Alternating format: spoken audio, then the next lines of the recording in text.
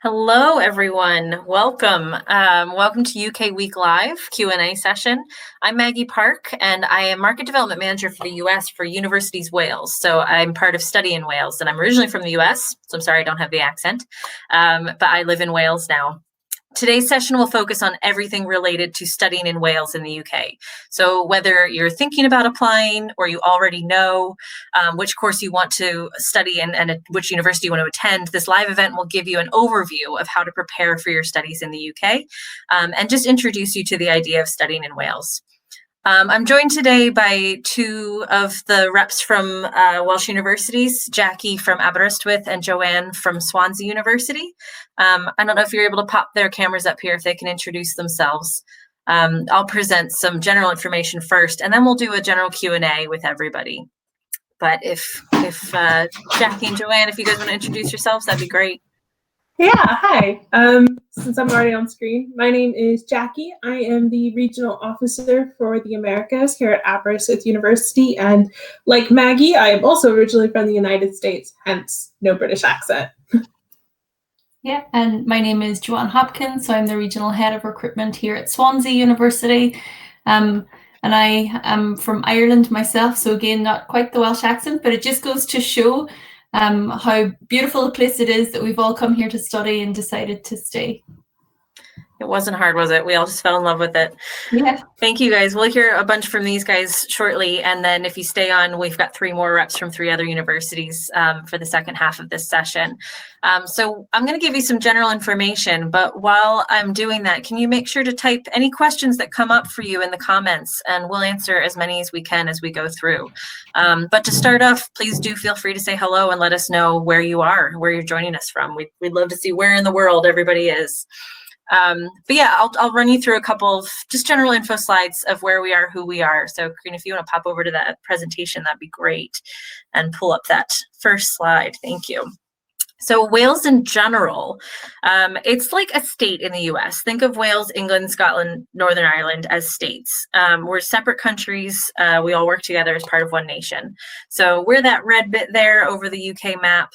The UK is pretty small generally. Top to bottom is about a 9-hour drive. It's about Wales is about the size of Vermont, just to give you some US perspective.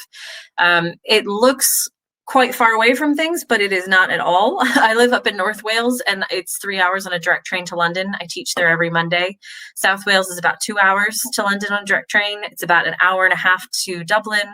It's about a 2-hour flight anywhere in mainland Europe, and it's between 7 and 10 hours on a plane to get back to the US. Which sounds a bit massive, right? Every now and again, but you get used to it really quick. I used to drive from Pennsylvania to Virginia to go to college, and that was a 6-hour drive. Now I fly 7 hours, and I saved about 30 grand a year by going to Wales, so it ended up working out just fine. And you just get used to it. So travel links are fantastic. Ability to get around on public transportation. You don't need a car here.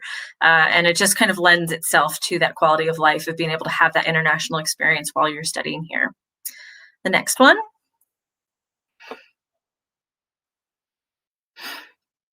And this is the overview. So this is the stuff I just want to make sure that you're aware of. So why would you study in Wales? What's it like? We'll go through some of the details, but the overview for you to know about is that it's shorter, more focused, and quite affordable. Shorter, it is 3 years for an undergraduate degree, 1 year for a master's, and 3 years for a PhD. Pretty much every degree transfers back to the US as well, so they're equal degrees. The only things you have to be careful about are certifications, so just talk to us if you're interested in teaching law, medicine. It's the same as if you were a teacher in Virginia and you wanted to move to California. You have to get recertified in that state. So we can talk you through that process. But in general, a bachelor's from the UK, same as the bachelor's from the US. We're 3 years because we don't do gen eds. So whatever you want to study is all you're going to study. So you do need to know what your major is going to be. You don't need to know what you want to do with your life. You just need to know what you want to study. And you'll do that from day one. So if you want to study creative writing, that's it. There's no science requirement. There's no gym requirement. There's no French requirement. So you're just doing your subject. You can still do those other things for fun, but you tend to just sit in on those classes, or you can take language classes for free. It just doesn't have anything to do with your tuition, your GPA, your degree. You're just studying your course. So that's why it's shorter, because we're taking out that year of electives and gen eds. A lot of our US students do plan on staying for 4 years though, because the master's is only 1 year. So in 4 years, you can have your master's, whereas in the US that takes 6 or 7 years to complete. So it's shorter, more focused, and it is much more affordable. The only schools I looked at in the US were $48,000 a year and $52,000 a year, and we'll talk a bit about finance in a minute. The school I ended up at was $11,000 a year, and after scholarships, it was $7,000, and it was a FAFSA school, so I could then use the U.S. federal loans to pay for my tuition over here. So yeah, I'm in debt at the end of this, but I'm in debt like $35,000 at the end of a PhD. So that's okay. So those are just kind of the general overviews to keep in mind. Entry requirements, we have all pretty much gone test flexible because we know what the situation is right now with getting SATs and ACTs and APs and all of that. If you have them, we'd like to see them. If you've already sat them, excellent, that's really helpful. But we're pretty much looking at your GPA, seeing what your scores are, what level you're taking. We want to see APs and honors in the subjects that you want to study as a major. We work with you one-on-one. We're incredibly transparent in what we're looking for. So you could email us, ask for the US rep, which we've got the contacts here in a minute. Ask for the US rep, show them your transcript, and they'd be able to tell you if you're able to get into that course or not, or prepare you for what might be asked of you. Excuse me. So yeah, let's skip off of that one now. We'll move on to the next bit. We might actually skip over a couple of these just so we have more time to talk to our reps. Let's skip this one. I think the next two actually. Let's get to some pretty pictures. Personal statement is different, so that's worth noting that it's different than the US one. In the US, you're talking about life experience. You know, I wrote about summer camp. People write about their mom or a hobby. Ours is very much, why do you want to study this? What do you know about this? What preparation have you done? And just making sure that it's very professional and letting us know why you're so engaged with this topic and how you're engaged and what preparation you've done. So it's much more like a cover letter to a job. Cool. Next one. I know I'm flying through these, but come on, it's worth it. There's a castle. So just a couple of pretty ones to show you. We've got more castles per square mile than anywhere in Europe. There's 4 within 20 minutes of my house. So if you're a history student, archaeology student, you could actually have class in this castle in a number of the historic places around Wales. If you're not a history student or any of those, you can still pick up your books and go sit in the castle and do your reading. So I spent a lot of time doing that. Lovely. Can you pop on to the next one? I feel like I'm going to stop here because this is Aber. So I don't know if you can bring Jackie on or we can stop the presentation and go straight into the questions because I'm going to let Jackie talk about Aberystwyth. And she's going to answer our first setup question.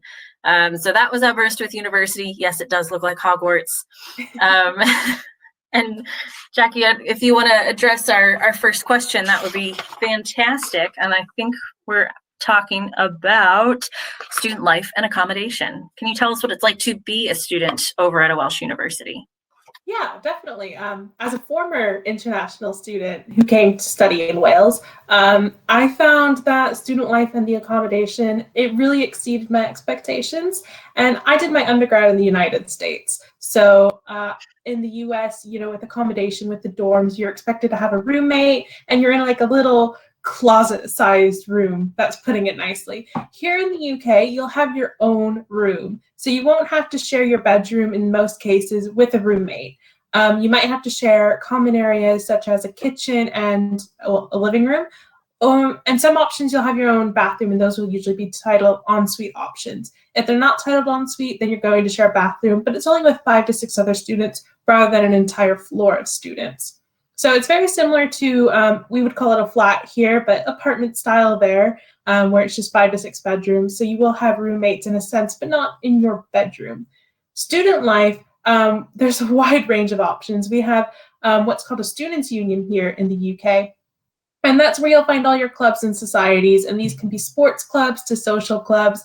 And there really is something for everyone. I always like to highlight that there's really obscure ones in most universities, such as beekeeping and sports that I've never heard of, such as underwater hockey, which I don't know how that's played, so don't ask me. But there's also fun things like Quidditch, and rugby is the national sport of Wales. So if you want to try out something different, you can join rugby. And it is competitive sports, isn't it? But it's very different than the US. It's not D1, D3. We don't really have that conversation, but it's very much integrated into our student life. Yeah, I would say I would relate it more to how intramurals are in a sense to the United States, if you're familiar with those. But we do still compete against universities. So for instance, here at Aber, our biggest rival is Bangor, and there's this huge weekend where Aber and Bangor students, they switch places and they compete against each other. And it's a really good event. It's typically called homecoming. It's just this big thing. It's not usually in the fall, usually in the spring. So excellent, thanks. Let's bring Joanne on as well from Swansea University. And Joanne, if you can tell us a little bit about the cost of studying in Wales and any scholarships or finance that might be available. We've also put the contact details up here in that fourth slide. So if you do want extra information from the US reps at our 8 universities, that's who you want to reach out to. But yeah, Joanne, if you can tell us a bit about scholarships and financing, that would be fantastic. Yeah, sure. So studying in Wales is a really affordable option. So as you mentioned earlier, tuition fees per year can be anywhere between 14,000 and 28,000 US per year. So the tuition fees alone are affordable in the first instance. And then on top of that, all of the Welsh universities offer different types of scholarships. Now, the scholarship programs in the UK can seem quite different to the US. They're varying amounts. Sometimes you might have to submit multiple applications, but whichever university you decide to go to, it's definitely worth exploring their scholarship options. It could be specific ones from the international office. It could be from the department, academic-based. Some universities have sports-based scholarships. Others have music-based scholarships. And a lot of it has to do with what the university is looking to increase. So if there's a cultural element that the university wants to have more students on their orchestra, they may offer more music scholarships. And there's also then external types of scholarships. So there's the Study in Wales scholarships available for September 21 entry. We also have the likes of Fulbright and Gilman scholarships. So yeah, so along with the affordable tuition fees, we have a wide range of different scholarships, and many of our universities are also FAFSA accredited. So it's possible to use your federal aid or GI Bill funding to help to pay for the rest of the tuition fees. And then a lot of our international students also decide that in order to help with the living costs, that they might get a part-time job while they're here. So the student visa will allow students to work up to 20 hours per week during term time as well. Yeah, so quite a lot to look for, and that depending on what students are interested in. And you can work full-time over the summer, and you'll hear a lot of our courses have built-in internships and work placements, and those are all paid as well. And a lot of us will have some other options. I became an RA for 4 years, so I lived in the dorms and had free rent. So that's different from campus to campus, but we'll help you find some loopholes. I also paid for my tuition with a credit card that gave me air miles, and that was awfully handy. So I recommend that. Thanks for that. A question we get often that I don't know if you guys want to speak to is, do I need to know Welsh to study in Wales? So that is a question that, yes, we do get quite often. I know how to say I like coffee in Welsh, and that's about it. So coming over from the United States, I didn't know any Welsh language, and you will see the Welsh language on all of our signs and on all of the emails from the universities, but they also have English, so don't worry. And Welsh is taught for free on pretty much all of our campuses. So if you're interested in studying Welsh, yeah, absolutely. We would love that. I took it my first year just so I could pronounce some of the town names around me without making a fool out of myself. So it is there. It's probably more prevalent in North Wales than South Wales. You'll hear it more in the shops and things like that. A lot of students are first language Welsh. A lot of staff are first language Welsh, but everyone's bilingual. So you're never at a loss if you don't know Welsh.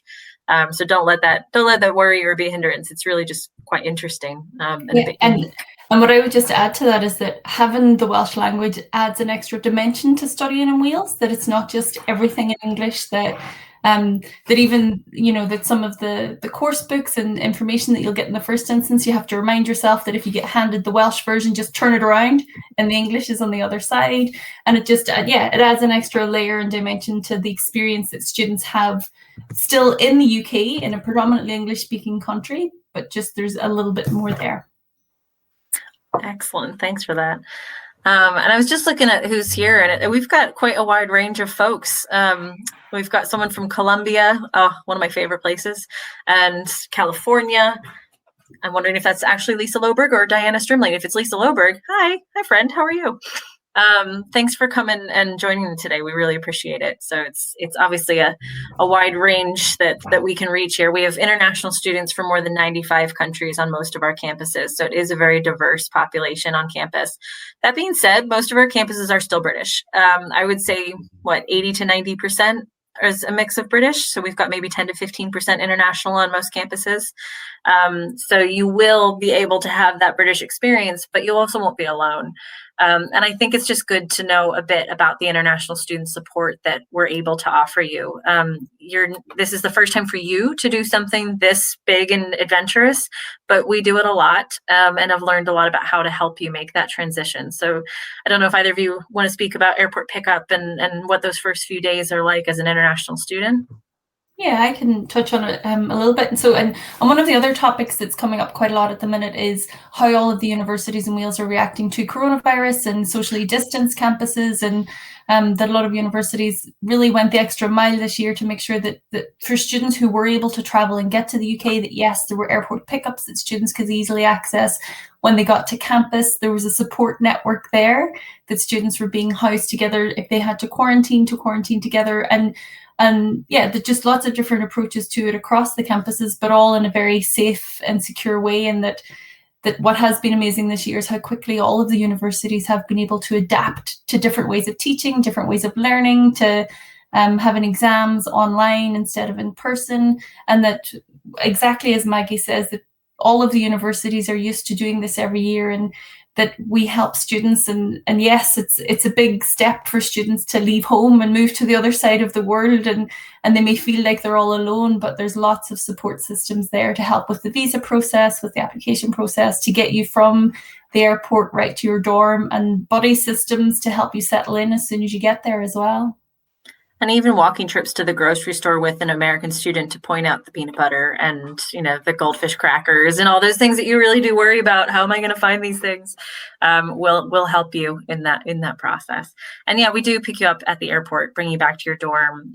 There's usually people to help you carry your suitcase up the stairs. So you're not alone. And the first few days tend to be just international students having classes about how to open a bank account, how to get a doctor's appointment, just that stuff, so don't worry about that now. All you need to worry about is if you like this idea, this program, this location, and apply. And then once you've applied and been accepted, we'll take you through everything else. Great. I think we're going to transition to the next couple of universities. So thank you very much, Swansea and Aberystwyth, for joining this first part. And can I remind the audience to pop some questions into the chat with anything that comes up? We're happy to address whatever crosses your mind, but of course we can talk about this forever. So quite all right, if not, but. So for this next section, we've got Richard Stacey, Kath Griffiths, and Peter Sharp. If you guys could introduce yourselves, which university you're from, that would be fantastic. Rich, why don't you go first? Sorry. Hi, I'm Richard Stacey from the University of South Wales. Kath? I'm Kathleen Griffiths from the University of Wales, Trinity St David. And Peter. Hi everyone, I'm Peter. I'm from Bangor University in Excellent. North Wales. Thanks, gang. We'll start off with Rich, if that's all right. Can you tell us a bit about what you think sets Wales apart? Why do you think a student should consider Wales specifically in the UK? Okay, I had a think about this earlier and came up with quite a long list. So I should get my notebook and read some of it. Wales is a wonderfully diverse country. Geographical wise, we have mountains and rolling valleys and fantastic cliffs and beaches, and we're small enough that you're never very far away from any of these features. So there's also a rich history to explore, from Neolithic burial chambers and burial sites. I think we've just claimed Stonehenge back. Apparently it was originally built in Wales and then moved to Worcestershire, Warwickshire, whatever it is now. So perhaps we can have that back in the future. Through to, Norman castles, right through to, Wales was, the birthplace of the Industrial Revolution, really. So everything in between. So if you're a history buff or you just like getting out about and seeing things, there's loads to do, and it's always local.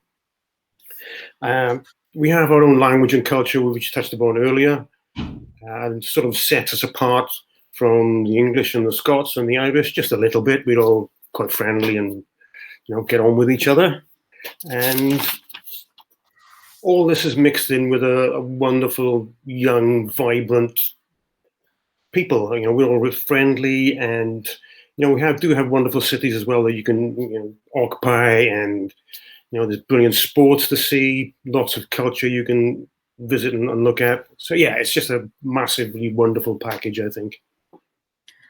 Thank you for that. Yeah, for me, it was absolutely the location. I mean, I'm looking at the ocean and a mountain. There's a castle 15 minutes for me, and the mountains behind me. So, I mean, not the painted ones. The actual Snowdonia National Park is behind me. So it's a pretty magical place to live, and it does have that unique Celtic flair. So thanks for that. Kath, I wonder if you might be able to tell us a bit about the cost of living, because that's usually one of the first things we hear from students. Oh, I can't afford to do that. Yeah, and I think, Joanne touched upon it earlier. In terms of Wales, as a part of the rest of the UK, it is more cost effective, and it's seen that the living costs are a little bit lower than other parts of the UK. And in terms of what across the UK is expected in terms of visas, the UK government asks students to have just over £1,000 a month for living expenses, and the British Council have a really good budgeting tool for students to go on their website. And one thing that many of the Welsh universities do is suggest that students might live in campus accommodation for their first year at least, until they find their feet, because all the utilities are included. So all your heating, your electric, everything like that is included as well. But travel in Wales is really cost effective as well. There's kind of bus passes that you can get. All the cities and towns are kind of close together. So you can, as Maggie said, you can travel to London from most of our campuses pretty quickly and cheaply. There's also train discounts that you can get as well, and most of the institutions are FAFSA registered, so you can apply for federal aid. And when you go through that process, part of the process is kind of budgeting kind of what everything would cost in terms of kind of the first year when you apply, and there's scholarships that you can apply for. But I think the key for any student applying to come to any of the institutions in the UK is the undergrad is 3 years and the master's degree is shorter as well. So that makes a huge, huge difference. But in terms of kind of food, healthy, local shopping is easy to do in the markets, whether you're in one of the small towns or the big cities, you've got access. And we all try to do a budgeting tool on each of our university websites. But yeah, we're all kind of helpful to give you those first few steps as well in terms of budgeting. There's also a couple unique things that I think surprise folks when they hear about it. Like, one is that we don't have meal plans on our campuses. You're not required to have a meal plan. There's dining facilities everywhere, and most of us have an app on our phone that you just tap and it pays, it's connected to a credit card. But you end up saving between $3,000 and $5,000 a year by not being locked into a meal plan and just paying for what you actually eat. So there's just these little things that end up saving. Yeah. Books a vast amount of money. So much cheaper you don't have to buy all your books. You can if you want to. So it's like about $60 a month that you'd spend on books and copying. which is kind of a big difference as well for many. Yeah, and even that, I mean, I don't think I bought any of my textbooks because they were all digitized online or it was short-term loan at the library. So it wasn't like my US experience, $1,000 a semester. It was included or free, you know. The other big thing for me that I noticed was food. It's much more affordable over here. You know, when I would do the grocery shop in the US, like a pepper would be $4 and a wedge of brie would be $9. That's, you know, brie is a pound and a pepper is 50p. Yeah, so much more affordable, just like general living than I think people think. Similar to that in terms of like quality of life and things like that. Peter, I wonder if you can tell us a bit about safety, healthcare, you know, some of these bigger questions that we get, especially from the parents, but is good to know generally, like what do these students need to be aware of when they're coming to study overseas? Yeah, sure. So I think healthcare, it's one of the biggest surprises when I'm talking to lots of the American students is just how great it is. And we have universal healthcare. We've got the NHS. It's really, really fantastic. It saved my life. It's been a fantastic service to everyone in my family. My sister works for it as a doctor. Yeah, and as an international student, you have access to that. So you have to pay a surge charge as part of your student visa application. I think it's about £470 per year, but that then gives you access to the NHS as if you're a local. So all those medicines you might need, all the trips to the doctor, visits to hospital, it's all covered. So you've got access to a really, really high quality, world-leading, comprehensive healthcare system whilst you're studying in the UK. And that usually shocks people. And they sometimes think, oh, is it actually going to be that good? But the answer is, yeah, it really is that good. And in terms of safety, I mean, Wales is really, really safe. I mean, I'm not going to say exactly where I live, but I can go to bed and leave my front door unlocked and nothing goes wrong. So, yeah, you can rest assured you're coming to a very safe country. And that goes for all the universities in Wales as well. Bangor's really, really safe. But I think everyone would agree that overall, we're just a safe, calm, friendly place to live. And yeah, that's friendly, welcoming community that we are renowned for in Wales is one of the reasons why we are such a safe place to live. But it also makes it really enjoyable because you can go out there and you can get to know people really easily, and everyone looks out for each other. And I was talking to one of our US students here, and she was saying that, yeah, during lockdown, she'd go out for a walk around Bangor and she'd plug in her audio book, and she'd see the same people every day as she was going for the walk. And in the end, she'd just start waving to the people and having a nice chat with them. And so it's that really strong sense of community that you will find all over Wales that US students absolutely love. And in terms of welfare, we really, really do look after our students. And we've heard a little bit already about the services, about being picked up at the airport.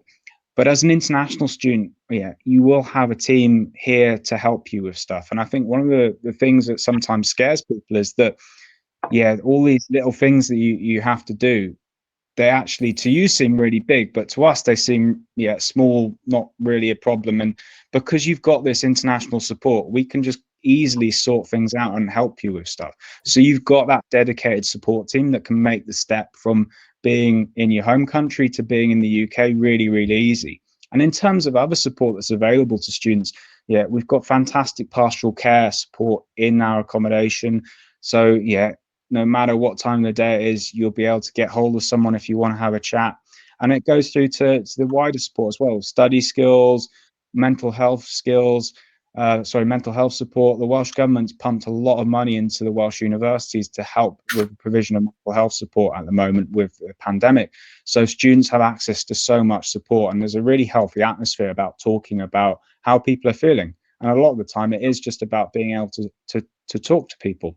And in terms of the other support, we really have a massive positive attitude about disability. We're about helping you access higher education. And so, if you do have a disability, tell us. It's not going to stop you from getting an offer. It's not going to make it difficult. We will do all we can to help you and help make studying in Wales a reality. And the other question that sometimes comes up, which is linked to this kind of friendly and welcoming environment, is around LGBTQ plus side of things. And people, rightly so, be nervous about how how it's going to be sort of perceived being gay or whatever when you come over here. And the reality is, the only thing we care about is that you're able to be yourself and be happy. And so you can come over here confident to know that, yeah, you're going to become part of the community, and it's not going to matter about anything else, just as long as you're happy in yourself.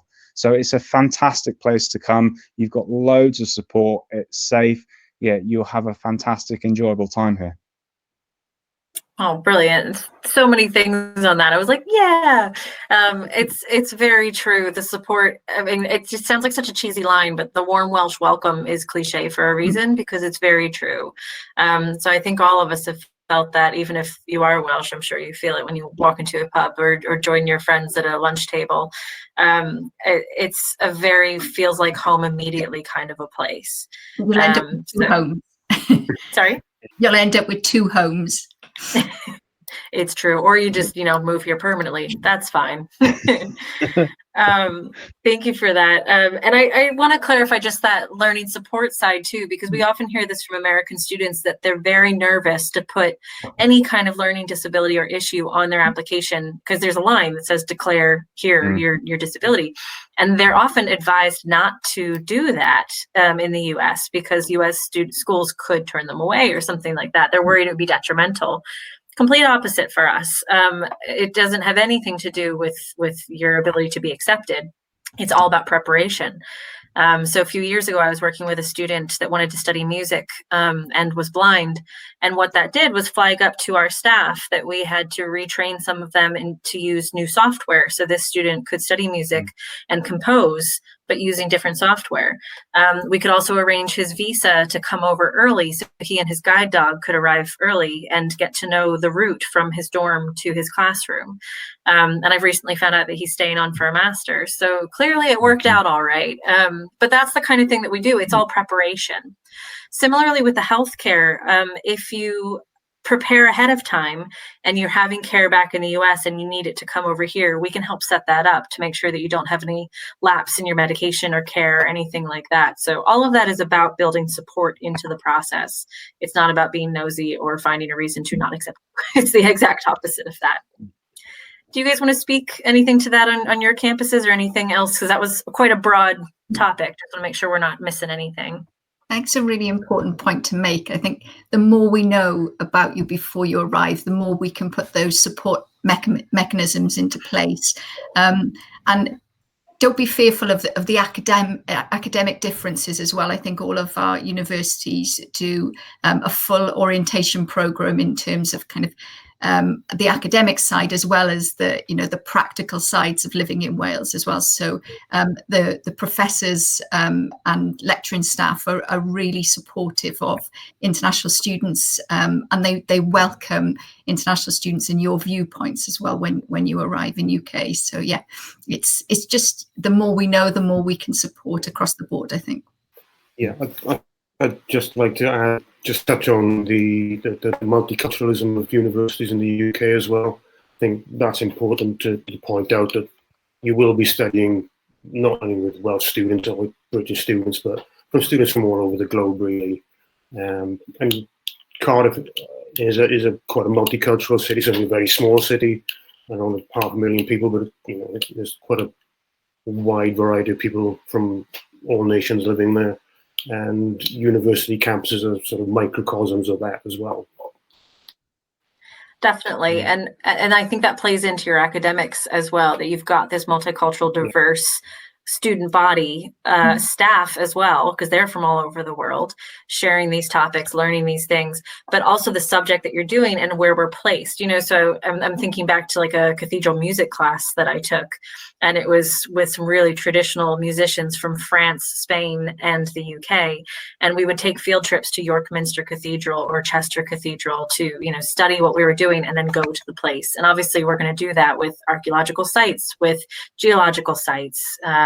Our ocean sciences programs will have you wading out into the sea to collect your seaweed. So it's very hands-on. We're very practice-led institutions, making sure that you know what this industry is, what the work is, and not just the academic side of it. So, and seaweed is a delicacy in Wales as well, so you have to eat it. It is, believe it or not. It's not just in sushi. We put it in bread. There are some, I guess we could talk about some traditional Welsh dishes, but we'll save that for another presentation. But there's some lovely snacks and dishes here. But we've had a couple of questions about specific courses. I would encourage you to reach out to us. You can definitely go to studyinwales.ac.uk, or we can share that slide on the Facebook page probably about contact details and things like that to make sure you can reach out to us specifically. I saw there was a question about computer science and information generally and scholarships for those. So yes, loads of our campuses offer that program. Pretty much all of our scholarships are going to be merit-based. So it will be based on your personal experience, but also your grades in your current or previous study. It's always worth reaching out to the US champion from that campus to see what the offerings are for those university department. So there's international scholarships, but the department might also have their own set of scholarships, which is worth inquiring about. So the short answer is yes, we all have scholarships. The longer answer is make sure you reach out to that specific person because they'll be able to give you the most information about that specific subject. We've only got a couple minutes left, so if you do have any other questions, please pop them in now. But I thought we should at least say something real quick about applying. How do you do this? How does this work? So does somebody on the spot want to just cover how to apply as an undergrad and somebody else maybe do as a postgrad? Yeah, so there are a number of, well, one or two really ways of applying. You can apply direct to the university for both undergraduate and postgraduate programs. Just visit the website and there'll be routes to do that quite clearly on the website. And then the traditional way is through the system called UCAS. But I know there are other ways, but I'm not really that familiar with, so perhaps someone else could help me out here. Yeah, UCAS is like the Common App, but for Europe. So you fill out one application, it can go up to 5 programs. We do also have 3 universities on the Common App, so you also have that option. If you're only applying to one Welsh institution, you can apply directly usually to that specific uni. So it's, again, worth reaching out to that person. Postgrad is a direct application to the university. So that's it. So you go to their websites, and as soon as you go to the homepage for these websites, it's going to say apply here. And it's free of charge for a direct application. There's no cost. That's another big change for the US. Applications are free. UCAS does have a small fee attached to it, but I think it's about $40 to apply to 5 programs. So very affordable. Application deadlines for undergrad tend to be January 15th, but here's the fun part. If you're a senior, you can still apply up until June 30th. And sometimes you can apply after that. If there's space on the course, we'll still accept your application. So get it in by January 15th if you can. Definitely get it in by June 30th because that's kind of our international cutoff. But if there's still space, you can inquire over the summer and start in that September. Postgrad, it's rolling admissions. You can apply anytime. You also can know pretty quickly. Sometimes you know within 24 hours if you've been accepted. I would say generally we're more like 3 to 5 weeks to get back to you, but it's not like the US where you're waiting for months. You're going to hear back pretty quickly. And you might get a conditional offer first, which means you've got a few things to do in order to get that to be an unconditional offer, but usually that's just graduate high school. So it's usually a very simple, straightforward condition, but there might be something else on there, like show us an AP score from this area, or we need further proof that you're capable in this subject, so they'll work with you on what that is. Whew, we're right at time, so I'm going to wrap this up. Thank you guys so much for coming along, and I really hope you do reach out to us if you have more questions. Obviously, we're a friendly, informal bunch, and we just want to help people realize their dreams and know that this is an opportunity. So please reach out to us. Every Wednesday as well, we do live drop-in sessions called Wales Wednesdays. So if you check it out on our social media, on the Studying Wales page or Twitter or Instagram, you'll see the link to join in on that. And I can put you in touch with any of these representatives whenever you need it. So thanks very much, everybody. Have a great day. And we hope to hear from you soon. Diolch yn fawr. Thanks very much. Bye. Bye.